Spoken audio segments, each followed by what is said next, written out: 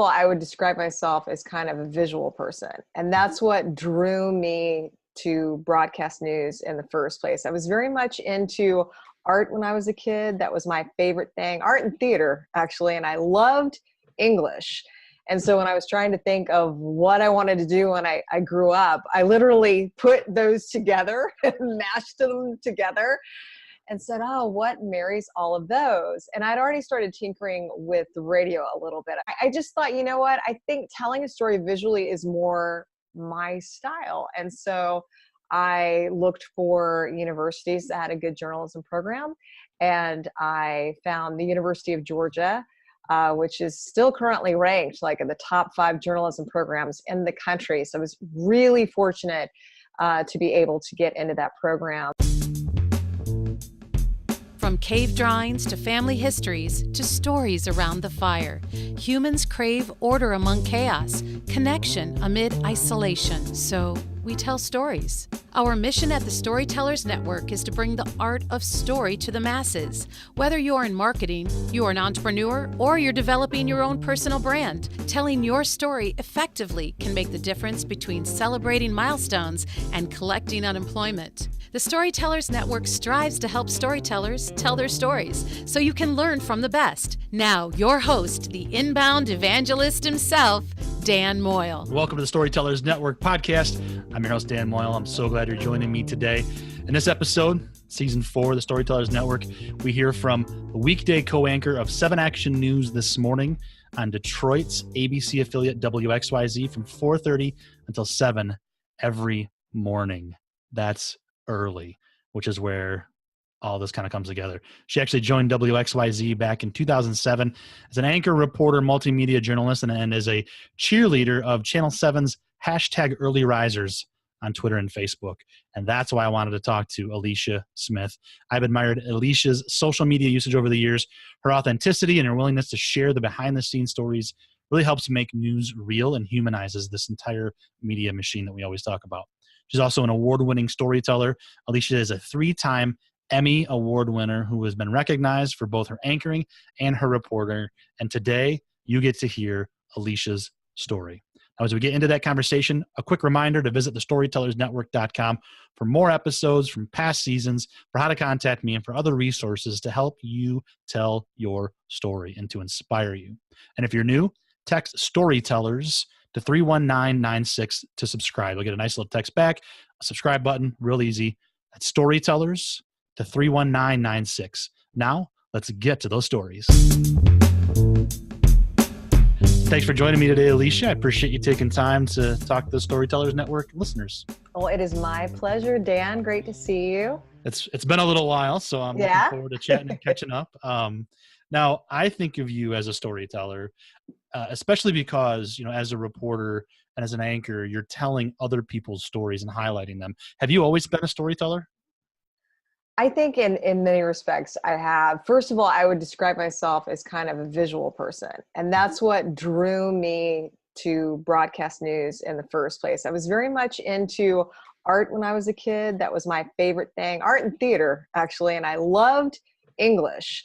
And so when I was trying to think of what I wanted to do when I grew up, I literally put those together and mashed them together and said, oh, what marries all of those? And I'd already started tinkering with the radio a little bit. I loved the presentation of radio, and I worked at this AM radio station in coastal Georgia. WCGA, the light of coastal Georgia is how I used to say it.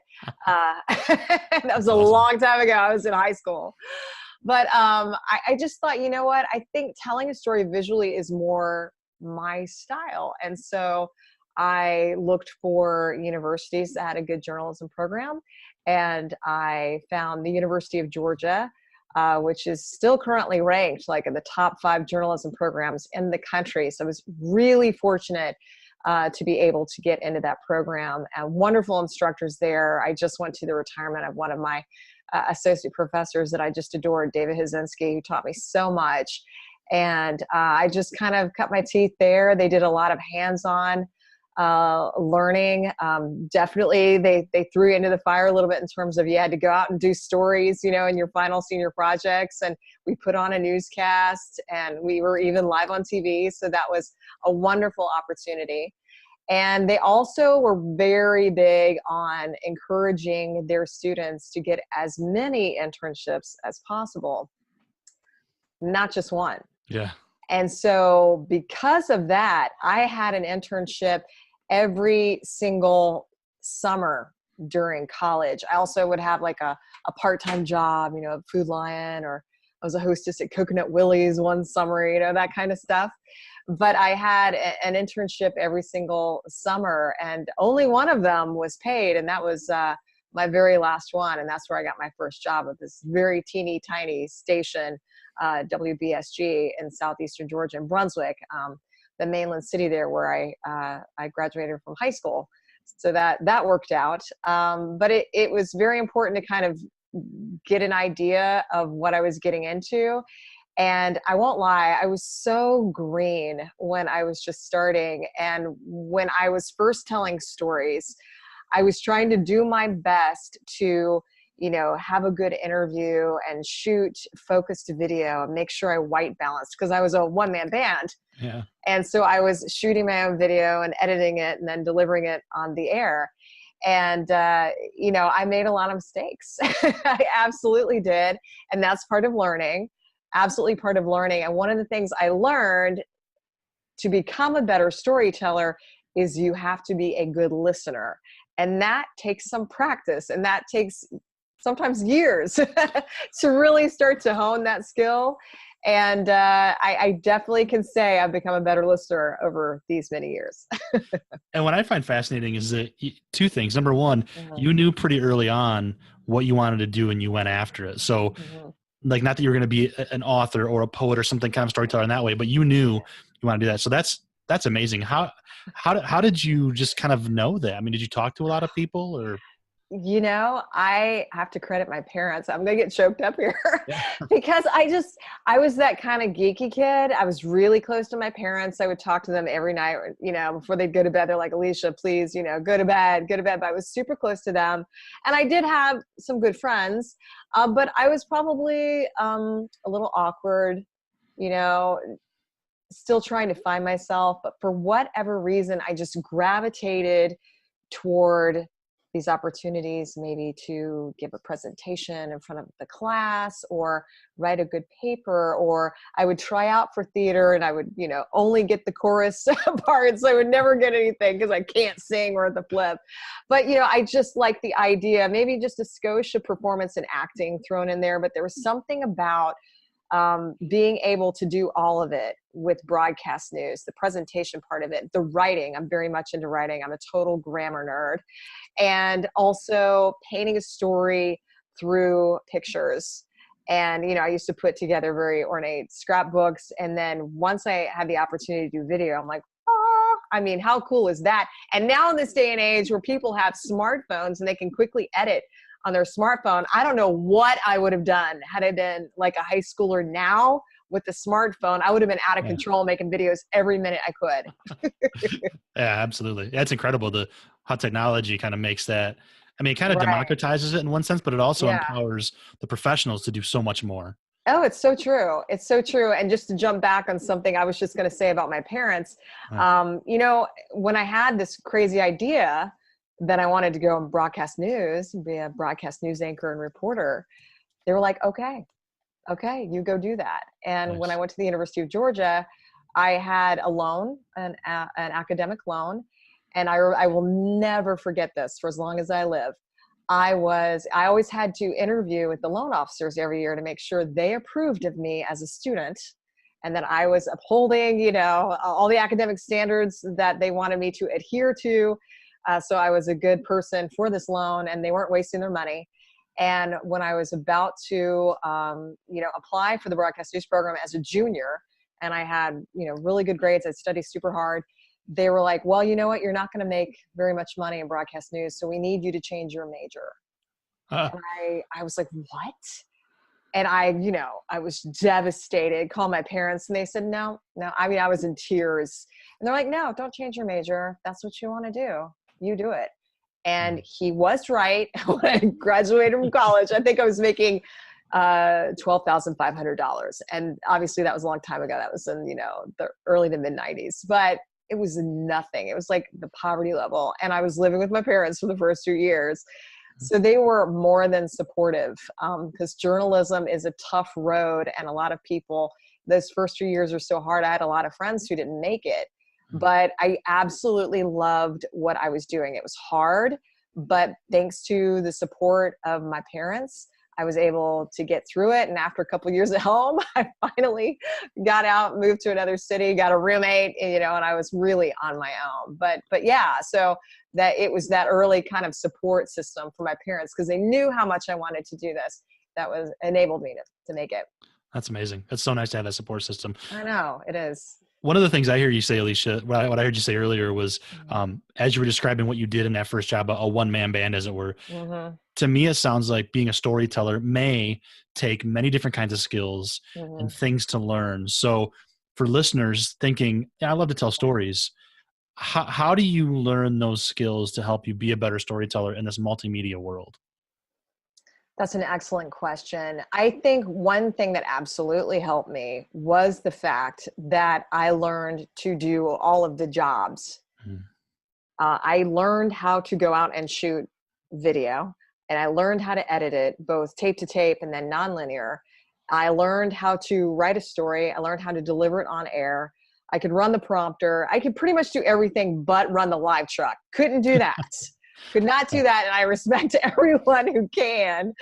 But I think learning all those different processes, knowing how to produce all of it, that it really gives you this well-rounded picture of the tools at hand and what everybody is responsible for doing, and then the product you can make at the end of that. And, I was a one-man band for quite a while, but then when I was able to move on to bigger markets, and I was fortunate enough to work with very talented photojournalists, wow, did my stories go to the next level. So it takes a village, as they say. And so I have to say, I've learned from every news director I've had, every producer I've worked with, every photographer in the field, assignment editors, you name it. I mean, I've learned so much from all the people. And so for those who are just kind of starting out, or they want to know, how do you be successful in this business, you definitely need to look at those around you. Obviously have internships to get the educational knowledge that you need, but then, you got to get out there in the weeds and really go after these stories. You're going to make mistakes, and I made plenty, but you learn from them. I remember almost every single mistake I've made, and then you learn from it and you move forward and you just get better. And that's the best part is, looking back, I've been doing this, close to 25 years now.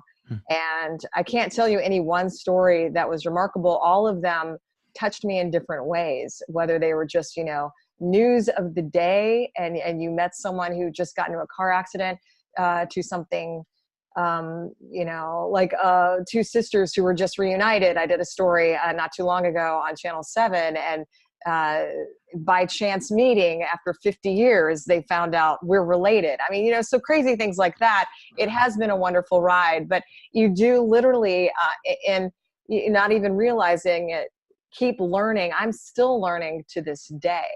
And that's the great thing about it. You're always evolving. And especially when it comes to social media, I don't know. I mean, there is no end in sight when it comes to evolving and reporting using social media. Yeah. And one of the things I hear you say is when you're talking about how to be a better storyteller, you're saying professionally and in journalism. And what I hear too, though, is even just in any kind of storytelling world, right? The personal development, it takes a village, being a listener and a lifelong learner. Like those are really important lessons for all of us to tell better stories. Does that cross over for you, do you think? Absolutely. And I also think something that rings true for so many people when you're telling a story is to find those moments that really strike a chord. I was interviewing an assistant superintendent at a school district recently, and a story I was doing for my Living a Better Life series. And it was on how the Novi School District was teaching mindfulness to second graders to help them deal with stress and handle arguments with their peers better, and to focus so they can be better learners. And the assistant superintendent, I had a great interview with him. He was talking about all the funding they had done and why they had decided after much review to put the money in this area and all that. So it was a great interview. Everything he had to say was full of good information. And then toward the end, he was saying, and you know what? I saw my son, my second grader, came home one day. I said, what do you want to do today? And he just popped up into a full lotus and said, I want to practice mindfulness. And the assistant superintendent said, my head just swiveled. I was like, what? And that, I think so many people could relate to that. Parents out there and others who don't even have kids, just like, yeah, you wouldn't expect a second grader to be that mature and want to do that. And so that was the soundbite I picked out from the assistant superintendent in his long interview, because I knew it would resonate with people, that he was speaking from the heart. And he had just had that moment, like so many parents, like, oh, I'm surprised and also proud of my son at the same time. Yeah. So I hear the passion in how you tell stories, and I clearly you love telling them and you love that connectedness. I want to get to social media here in a minute, but I want to stay with this for a minute here. So it sounds to me like connecting and resonating is what you love about stories and telling other people's stories. But what's a challenge when it comes to being a storyteller, whether just in general or in this particular time of our history? What's a challenge that you face? Well, I know in broadcast news and multimedia journalism, deadlines, and in some respects, the deadlines are even falling away. It's immediacy. You have to get it on now. And they want, I say they, managers, we're all trying to get the information out to our users, our viewers, our readers as quickly as possible. Facebook Living. Reporters are now doing Facebook Lives when they get to a scene as they're gathering information, which is really kind of mind-blowing when you think about it, because usually you get there, you have your notepad or your phone, and you're taking notes. You're looking for the chief on the scene or whatever, witnesses. And now, in some cases, reporters are, going live on microwave, Sony stick, on Facebook Live. And so you're literally watching reporters gather the news, which is exciting. But also it changes the way a story is told. It's a little messier.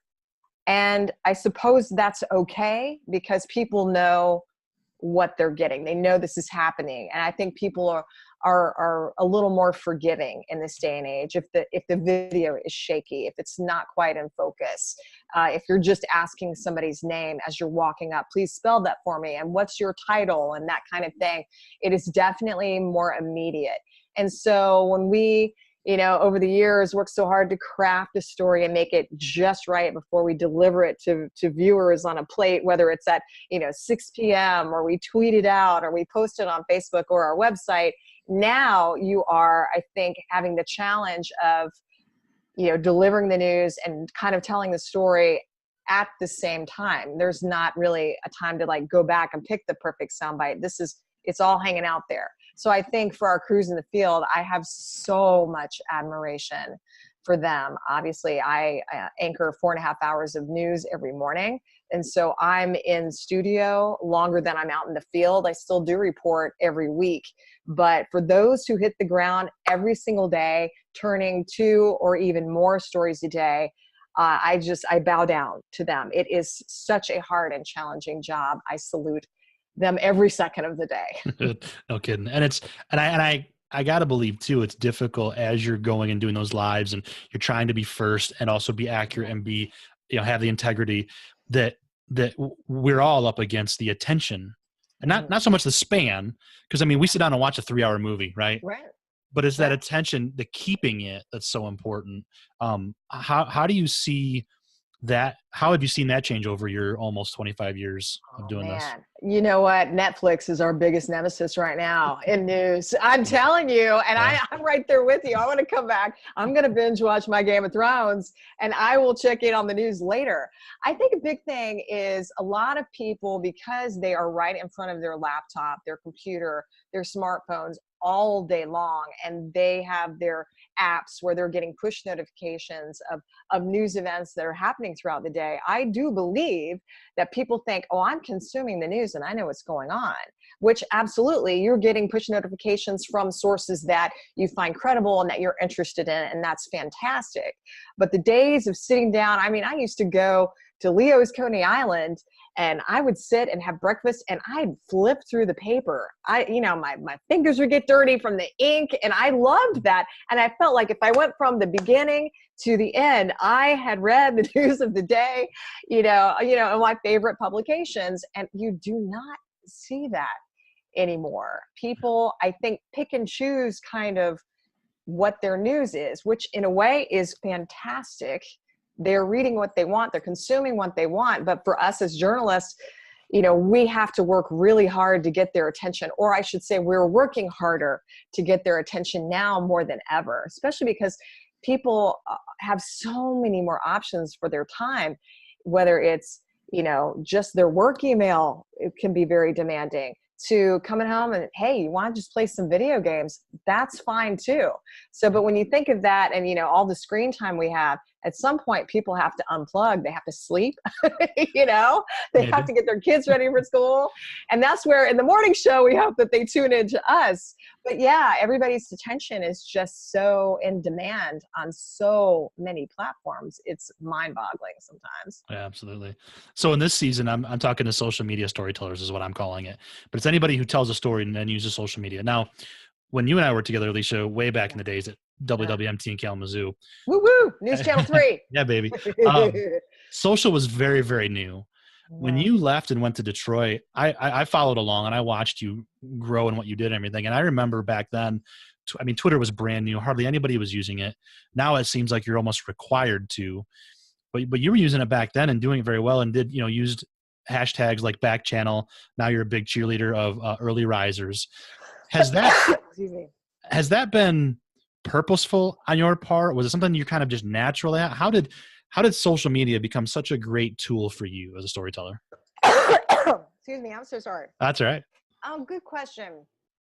It definitely was encouraged. Mm-hmm. I would say it was definitely encouraged. And I have to give nods to people who helped me find the way there. Stephen Clark, our main anchor, who just recently retired, but also Dave Llewellyn. They were some of the first people in our newsroom who actually got on Twitter and were loving it, like absolutely in love with it. Mm-hmm. And I just remember a few times Dave Llewellyn teasing me, "You're not on Twitter yet. Come on, you got to get on Twitter." And of course, the WXYZ web team was encouraging us to get on Twitter as well. And so when I finally did it, I think my first tweet was something silly like, "Hey, I'm on Twitter." It was lame.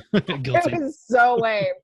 But after I got into it, and Stephen Clark had great success with the hashtag back channel at night, he would sometimes even stream live and people would watch, the behind the scenes of him anchoring. I did that a few times too. And you would watch, say on TweetDeck, when you open up your different shoots of what you want to follow, and he'd have hashtag back channel up. I'd have hashtag early risers. I just thought it'd be fun to do something different in the mornings. And it was so funny how people picked sides. They were like, I'm with the early risers. And other people were like, no, I'm back channel all the way. And we just chuckled. We thought that was the best thing. And Stephen and I really kind of played it up. We had a wonderful time with it. And I feel like for the first time, that really helped me feel a connection with the viewer in real time that I had never felt before. Absolutely. People were so sweet. They come up to you when you see them on a street or you're at a public appearance. But when they are tweeting at you while you're on TV about something you just said, whoa. Yeah. That gets your attention right there. It is incredibly powerful.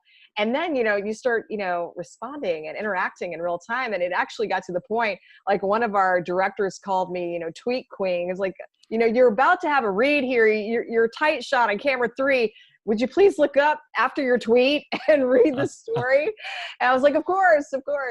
But yeah, those are the early days. And I still do, the early risers hashtag. And I say good morning, early risers, when I open the newscast on Channel 7. But it has evolved, and it will continue evolving. Now, Facebook obviously is huge. A lot of people only get their news from Facebook. And when you think about that, that is really fascinating, especially since the controversy with the last presidential election, where there were a lot of literally fake news articles that were purposefully being shared by, as we now know, people connected to the Russian government. And so that is really disturbing, that a lot of people believed those posts and may have, voted differently because of it. We don't know. We can never really know. Yeah. But that has been disturbing and yet fascinating at the same time. Instagram is kind of the newest and more popular almost now than the others. I think I now enjoy Instagram more than Facebook and Twitter, if you can enjoy. They're all different. I kind of use them in different ways. But I find Instagram, it's just, well, it's more visual, and I am more of a visual person, but I do feel like at this moment it's kind of like more positive, but also I think a good place just to tell stories in a way that more lighthearted in some cases. That's not to say I don't do serious news. Today on my Insta story, I did put a clip of Dr. Christine Blasey Ford and also a clip of Brett Kavanaugh. So that was probably more on the serious side of how I've used Instagram. But I try, when I have a story, for example, I try to do something on all platforms. And it plays differently on different platforms. And what I post on each platform, I try to tweak ever so slightly to see if it will work better on one platform than the other. But I think what's incredible in this day and age is there are young people who are only getting their news from Instagram. They're not even on Facebook. Yeah. Some people only get their news from Facebook. I still believe news breaks now on Twitter, whereas before news broke on TV. But now I do believe that news still breaks on Twitter, unless you're Facebook Living and watching it.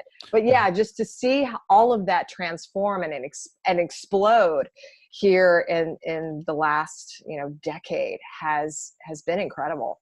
It's crazy to think that it's only about the last decade. I know. Really, 2008. Yes. It's insane. I know. Yeah, crazy. So something that I heard you say, I want to kind of get back to, because I'm friends with a lot of folks who are in news. And when I hear people disparage the media and talk about the media as this big monster or fake news, right. I love the idea of humanizing the people who are in that field. And what I like about and I don't know if there's a question here, but what I like about our conversation, Alicia, is that you're humanizing that and you're showing that you care and that you want to tell stories in order to empower others and make a difference, and not some big monstrous machine. So thank you for that. Thank you for that, Dan. I appreciate that. Thank you. And do you see that as kind of a mission for anyone in that journalism field, is to continue to humanize in order to tell better stories? Man, I want to wave that flag high. Absolutely. I think anybody in journalism right now feels like there's this, like I've never seen before, this strange backlash against us that is unjustified. People fought and died for our freedom of speech and the free press. And when you think about that, and that people look at us like we are the enemy, it breaks my heart, because I'm thinking we are one of you. We live in your community. If there is a chemical in my drinking water, I want to know about it just as much as you do. If the road crews are striking and they're not going to finish this project on time like they're supposed to, and it's going to affect my commute, it's going to be an hour and a half now for much, much longer than I thought, I care about that right along with you. So, I mean, I think sometimes people just lose sight of that. There's this vitriol, I think, in our country where everything becomes politicized.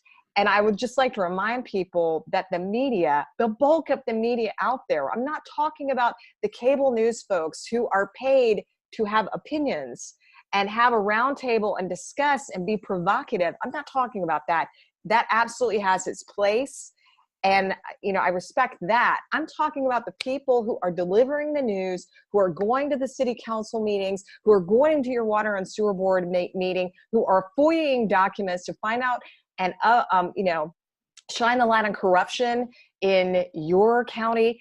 That's what I'm talking about. You need those people on the front lines fighting for you, holding people accountable, because this is our government we're talking about. This is our country, and we have to protect it. And the freedom of press is a big part of that. Absolutely, it is. Well said.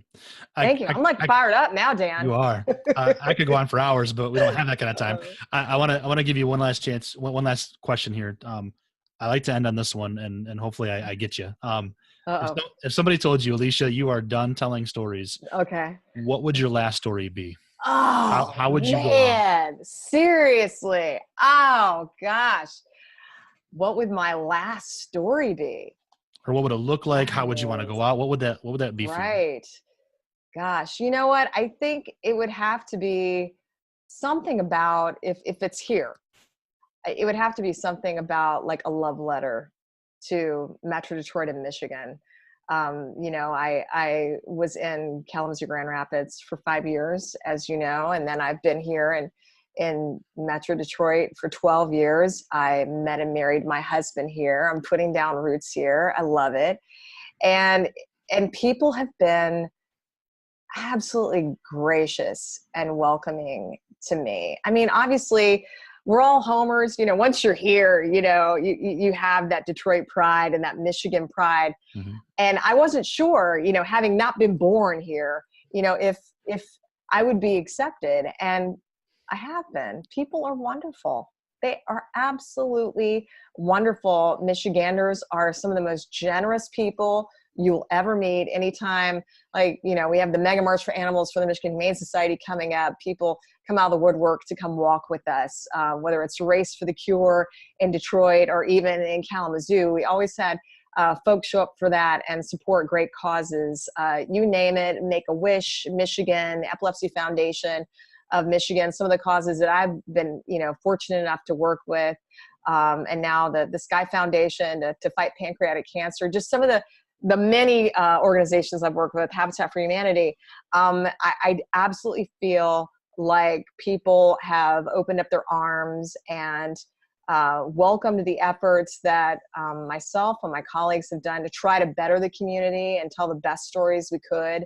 And at the end of the day, it's the stories about all of them. And when they turn on the TV in the morning to start their day, to put on their makeup with me and my team in the background, or to fix their kids' breakfast before they catch the bus, or, to see what the weather's going to be like before they run outside for a jog. If they're doing it with us, whether it's on TV, whether it's on social media, that is such a privilege and honor. And that would be probably what my final farewell would have to be all about, because it's just gratefulness from my heart to everyone in this area for being so good to me. That's awesome. That's a great way to go out.